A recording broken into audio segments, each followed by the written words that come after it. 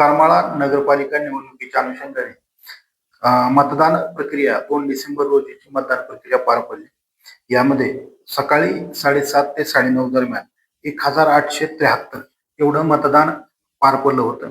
त्यानंतर 11:30 वाजेपर्यंत 5125 त्याची टक्केवारी होती 23.17%. तर 1:30 वाजेपर्यंत 8676 त्याची टक्केवारी होती 39.23%. तर 3:30 वाजेपर्यंत 56.8% त्याची एकूण त्यासाठी मतदान झालं होतं ते 12,402. तर जे 5:30 वाजेपर्यंत मतदान झालं यामध्ये 16,096 त्याची टक्केवारी 72.78 इतकं हे सर्व मतदान झालं. तर यामध्ये जर काही अंशी पाहिलं तर जे महिला मतदान आहे ते महिला मतदान एकूण 7,754 इतकं हे महिलांचं मतदान झालेलं आहे. तर पुरुषांचं जे मतदान आहे 8,341 आणि इतर जे मतदान आहे ते इतर मतदान एकच मतदान इतर साठी केलेलं आहे. म्हणजेच आणि तेही 8 नंबरच्या प्रभागामधून हे इतरचं मतदान गेलेलं आहे. यामध्ये खऱ्या अर्थानं पाहिलं तर महिलांचा सुद्धा यामध्ये उत्स्फूर्त असा प्रतिसाद दिसून आला. जे 3:30 वाजेपर्यंत जे मतदान झालं महिलांचं आणि पुरुषांचं यामध्ये फक्त 300 ते 350 मतांचा डिफरन्स होता.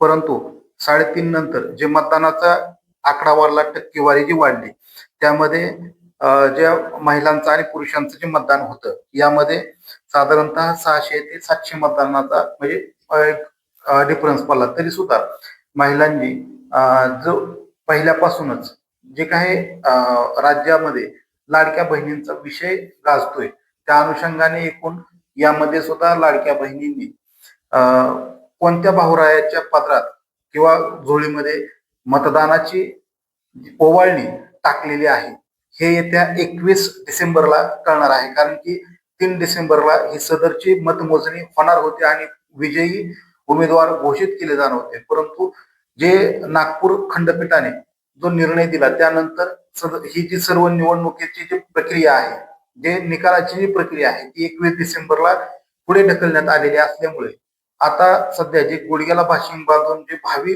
नगरसेवक म्हणून जे उमेदवार रिंगणात होते असे उमेदवार आता 21 डिसेंबर पर्यंत त्यांना वाट पाहावी लागणार आहे.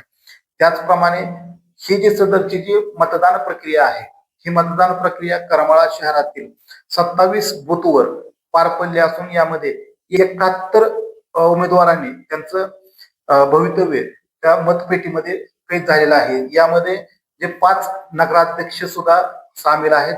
त्यामध्ये रासप, भाजप, शिवसेना, करमाळा शहर विकास आघाडी आणि एक अपक्ष उमेदवार अशा प्रकारे 4 नगराध्यक्ष पदासाठी ह्या महिलांनी त्यांचं भवितव्य ह्या मतपेटीमधून त्यांचं कैद झालेलं आहे. तरी 21 तारखेला हे सर्व काही उघड होणार आहे.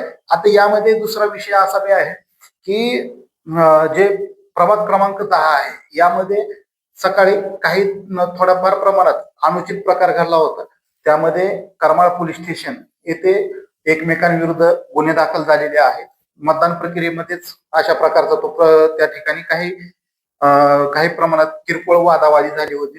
त्यामध्ये अदखलपात्र गुन्हा एकमेकांविरुद्ध दाखल झालेले आहेत. त्यानंतर प्रभाग क्रमांक 3 मध्ये या ठिकाणी सुद्धा जे मतांमध्ये कुठेतरी गडबडी होते किंवा आम्ही मत एकाला देतोय आणि ते मत दुसरीकडे जाते अशा प्रकारे सुद्धा तेथील जे उमेदवार होते त्या उमेदवाराने आरोप केला होता.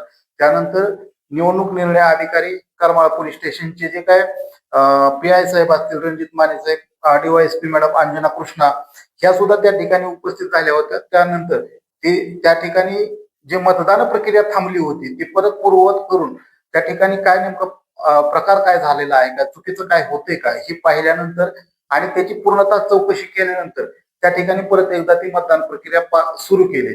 यामध्ये विषय असा आहे की जे 5:30 वाजेपर्यंत जे मतदान होतं किंवा त्या ठिकाणी त्यानंतर ज्या रांगा होत्या ते 6:30-7 वाजेपर्यंत त्याच ठिकाणी रांगा मोठ्या लागून होत्या आणि जे 5:30 वाजेपर्यंत जो उमेदवार गेटच्या आतमध्ये येईल त्याला परत चिठ्ठ्या वाटप करून त्याला मतदानाचा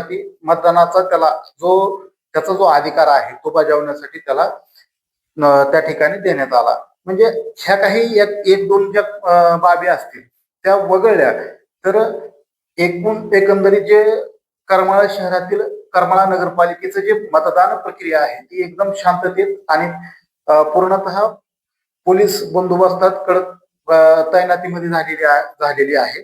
यामध्ये दुसराही या ठिकाणी असा एक प्रकारही घडला की महात्मा गांधी शाळेमध्ये त्या ठिकाणी सुद्धा जे काही उमेदवार होते त्या उमेदवारांना त्या ठिकाणचे जे काही पोलीस कर्मचारी असतील ते एकंदरीत त्या आतमध्ये जाऊ देत नसल्यामुळे त्या ठिकाणीही बऱ्यापैकी वाद निर्माण झाल्याचं त्या ठिकाणी पाहायला मिळालं.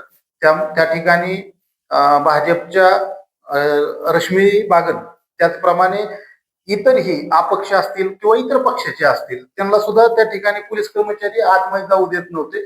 परंतु त्या ठिकाणी पोलीस कर्मचाऱ्यांचंही म्हणणं होतं की हेच सारखंच ये जा करत असल्यामुळे आम्ही त्यांना या ठिकाणी त्यांची अडवणूक करतोय. परंतु त्या ठिकाणी हे जरा काही काळ तणावाचं वातावरण निर्माण होईल का अशा प्रकारे सिच्युएशन निर्माण झाली होती. परंतु त्या ठिकाणी तात्काळ लगेच पोलीस निरीक्षक रणजित माने साहेब यांनी त्या ठिकाणी येऊन ती सर्व काही परिस्थिती हाताळली आणि त्या ठिकाणी सुद्धा म्हणजे अशा प्रकारे काय कोणताही प्रसंग ओढावू दिला नाही. त्यामुळे करमाळा शहरातील हे काही एक दोन तीन प्रकार जे काय असतील ते वगळता जे येथील जे मतदान प्रक्रिया आहे ती एकदम शांततेत आणि सुरळीत पार पडलेली आहे. यामध्ये 72.78% एवढं मतदान झालेलं आहे.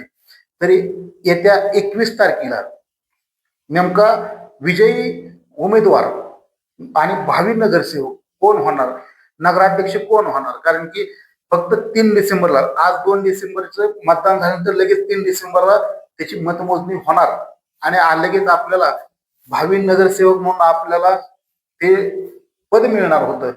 अशा प्रकारे अनेक जे उमेदवार होते त्यांनी त्यांच्या गुडघ्याला बाशिंग बांधलं होतं. परंतु आता त्यांनाही या ठिकाणी वाट पाहावी लागणार आहे.